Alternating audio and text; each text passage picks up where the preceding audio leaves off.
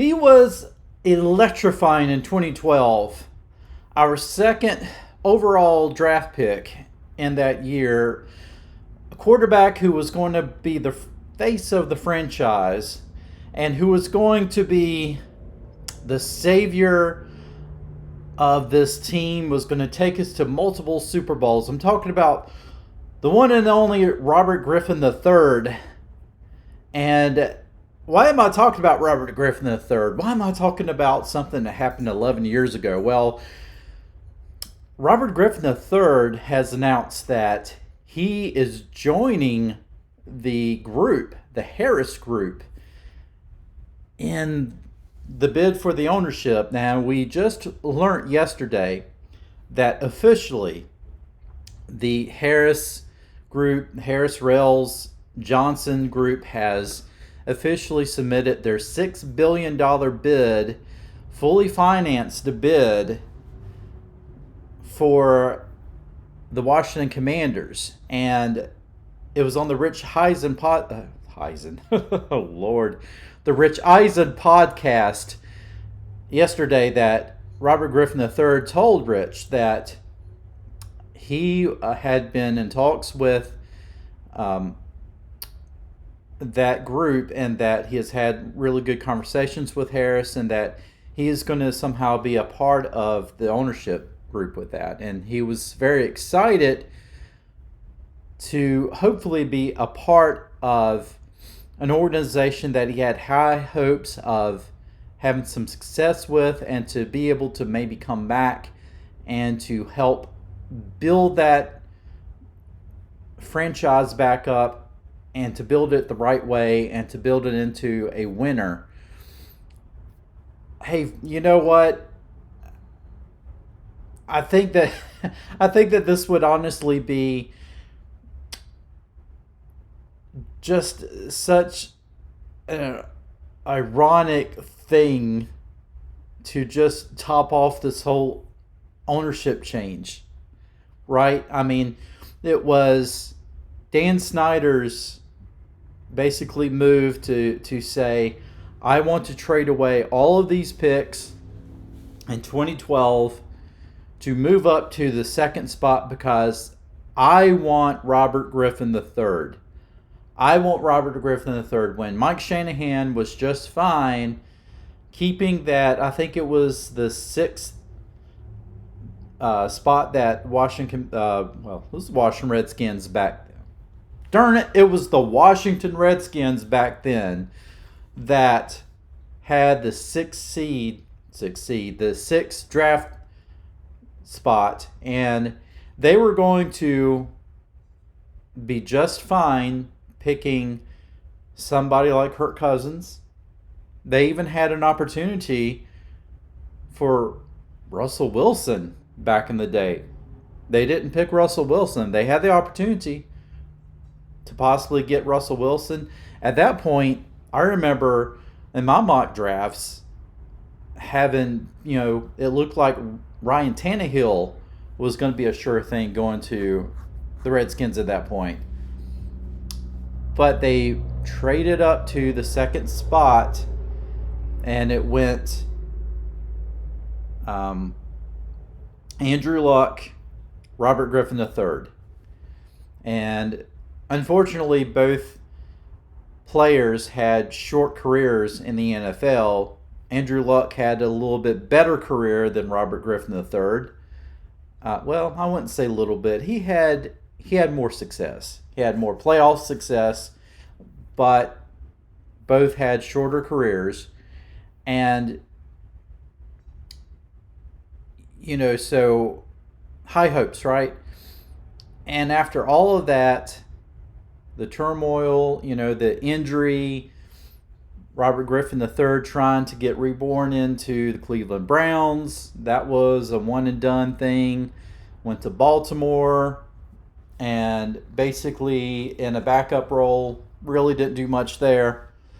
Finally called it quits, and now has an opportunity to get a piece of the ownership of the Commanders, and to come back home basically, and to own a team that drafted him into the NFL. That would be such a sweet thing for Robert Griffin III. Now, regardless of what you think about RG3, I think that, I always liked Robert Griffin III. Now, I thought at some point it started to become a little bit of a prima donna thing, I think, toward the end there. Maybe, I don't know. There's probably a lot more going on in the background than what we really, all of us really knew. But it was obvious at the point that Kirk Cousins was the better quarterback after Griffin got hurt. And I think that Griffin was not handled correctly. But then again, RG3 was not Shanahan's choice anyway. Ironically, he was Dan Snyder's choice, and ironically, not being directly, but indirectly, he may replace Dan Snyder as at least a minority owner of the team. I mean, how ironic is that, right? I mean, that is just as hilarious to me to think that Robert Griffin III will be somewhat of an owner within this organization.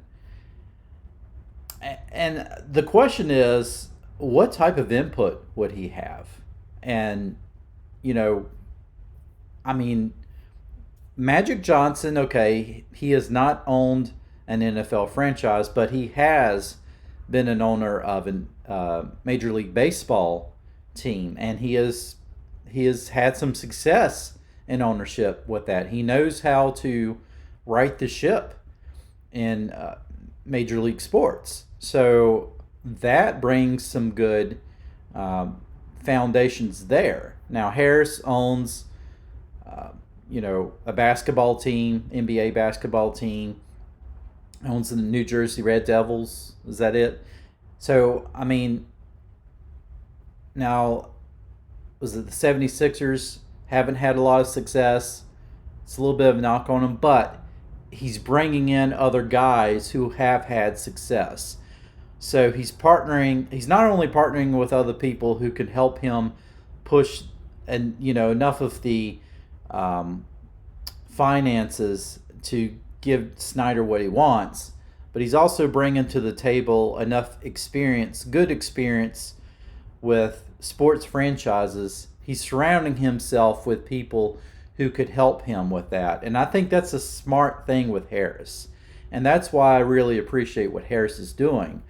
Now, there was a second bid that matched Harris Group's bid. It was the Steve A guy from Canada who matched that bid. Now, that's interesting because I still don't know a lot about this guy, and I don't know why, but he throws up red flags to me. There's a lot of red flags. I don't know why. Maybe it's the unknown about him, but, it's eerily similar to Snyder kind of being the unknown back in 1999, and somehow he wound up with the team. This guy being from Canada, I know that there's a lot of people who's always worried, like, what if he moves the team to Canada? Because we all know that Roger Goodell loves the fact of making the NFL global. Canada loves football. They would love more than anything to bring NFL football into Canada, just like hockey,